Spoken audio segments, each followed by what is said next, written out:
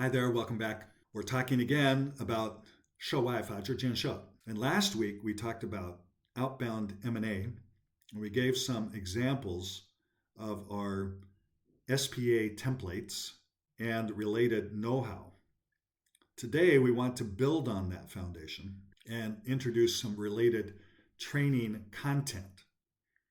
Now again, the overall concept is the same. 涉外法治建设 includes, as a key component, managing outbound M&A transactions. And 涉外律师团队 in Chinese law firms are increasingly taking on the role as lead transaction counsel.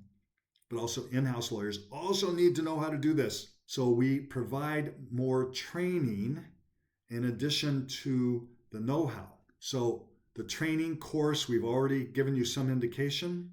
Today I want to give you an example of one important aspect of the content that we have incorporated into the training, which then in the next stage, we're in the process of incorporating into our know-how database.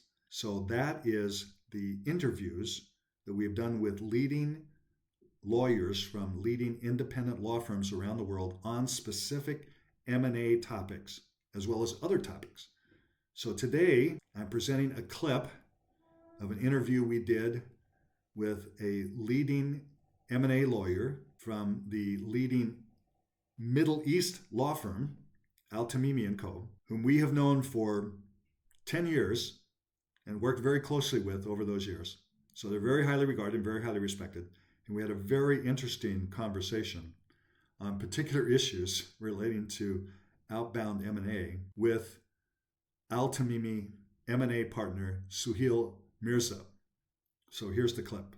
All right, I'm very pleased to welcome again Suhail Mirza from the Middle Eastern firm of Tamimi Co. Suhail, now we want to talk about one aspect, a key aspect of the pre-M&A MOU, or you may have other terms for the same document. But we're looking, I think, probably primarily at the exclusivity period. How do you set that? What are the considerations? Obviously, there may be some technical issues which should not be hard or difficult to manage to make sure that your effective period and your exclusivity period are properly aligned, et cetera. But what are you thinking about when you're acting for the buy side or maybe for the sell side when you are drafting and negotiating the exclusivity period in a pre-M&A MOU? Thanks, Robert. That's a great question. So, yeah, I mean, MOUs are very common in the context of all M&A deals in this region. Some people call them heads of terms, others call them MOUs. MOUs are generally not legally binding, save for some key terms. Exclusivity is one of them. The other one is usually around confidentiality. But to deal with exclusivity, from a sell side perspective, you generally want that exclusivity period to be as short as possible.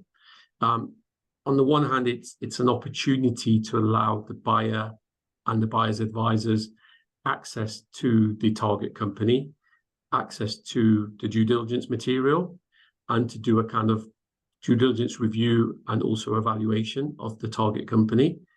And those things do take time. Admittedly, they take time. Nobody wants to do evaluation and a due diligence exercise overnight.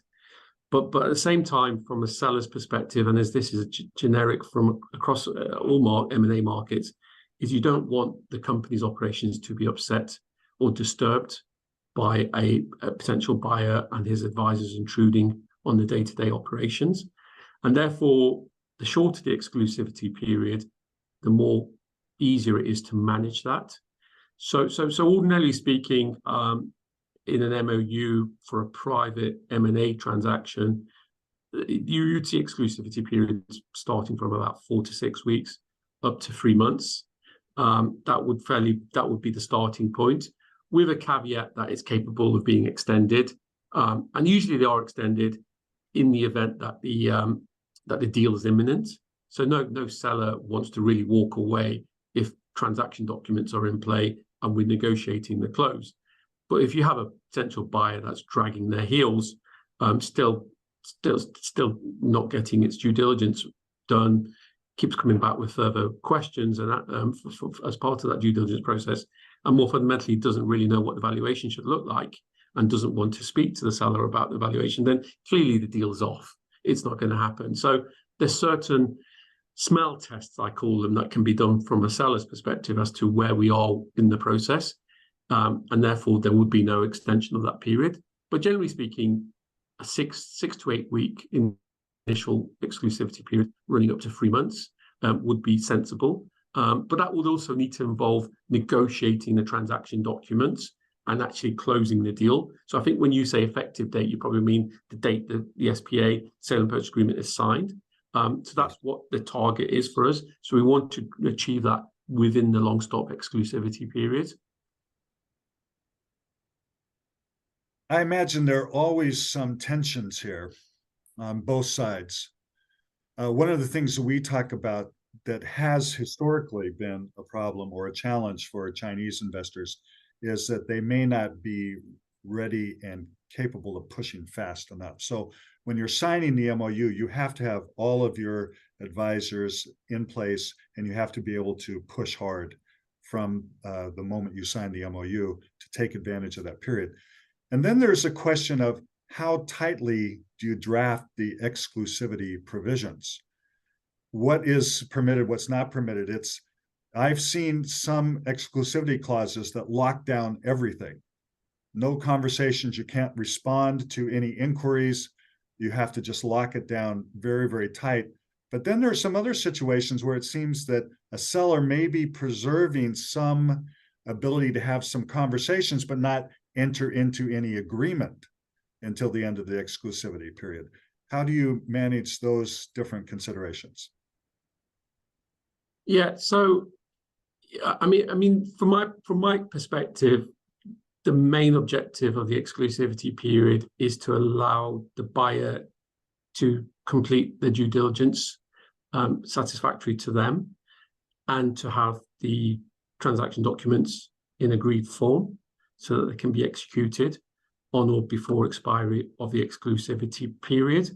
In terms of further discussions, etc., I mean, again, it goes back to the original point. If the deal is imminent, then you'd expect the exclusive period to be extended to allow for the final closure of the deal, unless there's a genuine view on the part of the seller that either there's no reasonable hope of the deal closing, being executed, or there's a better prospect in the market.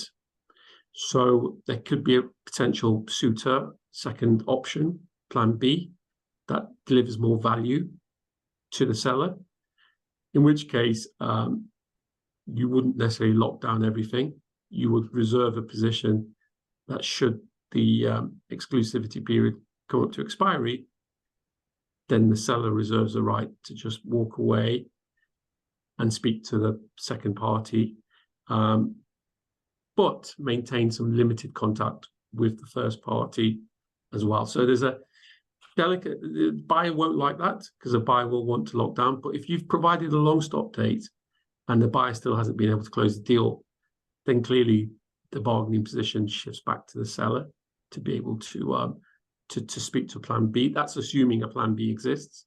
So the bargaining position depends on the quality of the asset and whether there is a true competition for that asset, which is more the case if it's a hot market and you have a scenario where it's an auction deal. So you would potentially have 2 or more bidders for an asset in the context of an auction, in which case you can play the exclusivity period off against the preferred bidder versus the reserve bidder. So that's where there's a bit more flexibility from the seller's perspective. But if it's a deal by private treaty with only one potential buyer, then it's a bit of a moot point trying to play off the exclusivity period.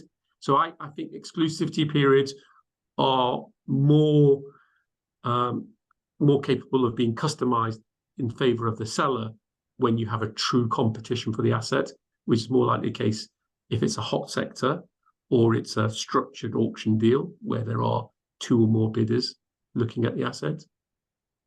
Okay, I hope you enjoyed that.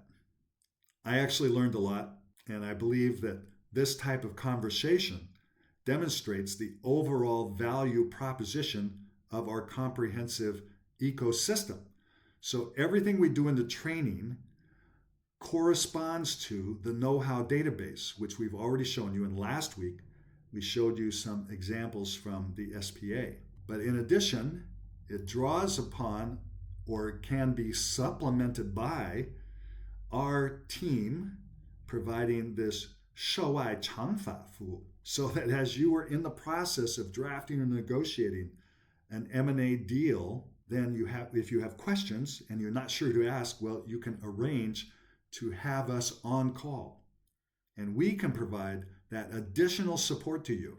And of course, in our live events this year, we will include an M&A or an international M&A masterclass, but also we will have more M&A content in our second annual Sino-International Law Forum, which is coming later this year. So once again, this is part of our overall ecosystem. I hope you're starting to see how all of these things fit together. Once again, you can have access to some content for free, including free referrals to law firms around the world. Also, this free content on Lisan Jiangtang, including our live stream events. But we will also have other content that's available at very reasonable prices. But the best offer we can provide is a comprehensive 服务菜单, a package of all of this content and more, as you can see, and as we will be discussing in more detail in future videos.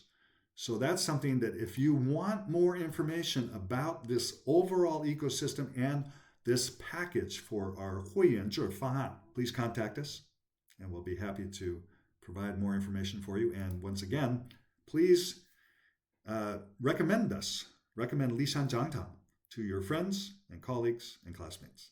And we'll see you next time.